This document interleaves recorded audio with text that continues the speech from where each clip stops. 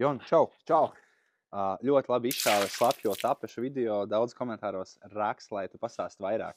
Jā, pa uzklāšanu un viņu priekšrocībām. Viegla uzklāšana, ekomateriāls, bezšuvju virsma, papildus trokšņu izolācija un siltuma izolācija, augsta elastība, viegli restaurējams, antistatisks, hipoalerģiskums, krāsu un faktūru daudzveidība, plaisu un raupjumu maskēšana. Šī ir tā tāpeta, ko tu vari, piemēram, ja tev ir OSB siena, ja? Jā.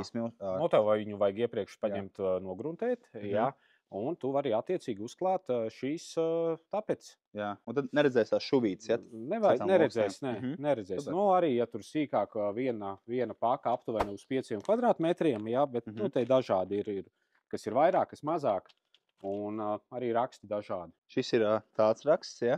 Jā, šis ir dārgāks, tāds spalviņa, jā, 22 eiro, tad pa 5 kvadrāti, tad, ja parastais raksts, tad 80. Šis tā kā biespienam līdzīgs, vai ne? Ļoti līdzīgs, jā.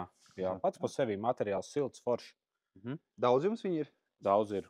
Var braukt pie manis, var braukt uz arī citiem būvniecības ABC veikaliem.